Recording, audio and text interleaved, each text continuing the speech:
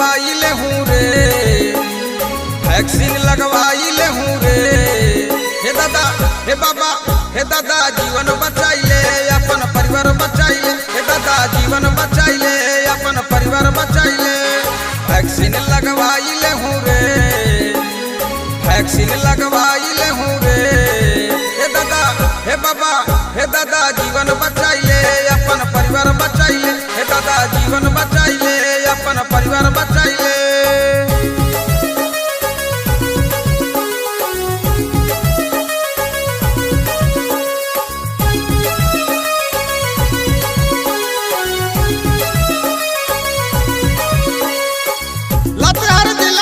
सुना नौजवान रे, सुना ये किसान भाई, सुना रिक्शावान रे। लतहर दिलावा के सुना नौजवान रे, सुना ये किसान भाई, सुना रिक्शावान रे। सबके समझाई दे हूँ रे, सबके समझाई दे हूँ रे। हे दादा हे बाबा हे दादा जीवन बचाइले अपन परिवार बचाइले, हे दादा जीवन बचाइले अपन परिवार बचाइले।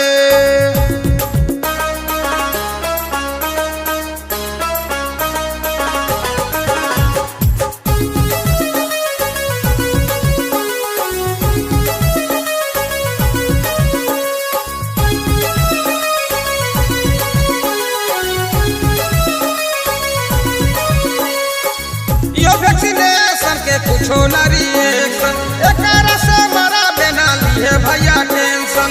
इहो वैक्सीनेशन के कुछो न रिएक्शन, एकरा से मरा बिना लिए भैया टेंशन। देखिए ना छूटे के हूँ रे, देखिए ना छूटे के हूँ रे।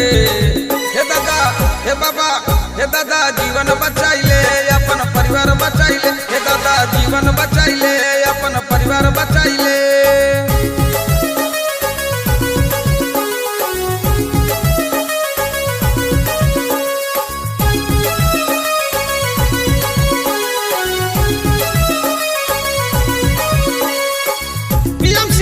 मंत्री सभे को ले रे, एसपीडीसी डॉक्टर नर्स सभे समझल रे। पीएम सीएम नेता मंत्री सभे को ले रे, एसपीडीसी डॉक्टर नर्स सभे समझल रे। घर में लुकाए के हूँ रे, न घर में लुकाए के हूँ रे। हे दादा हे बाबा हे दादा जीवन बचाइले अपन परिवार बचाइले, हे दादा जीवन बचाइले अपन परिवार बचाइले।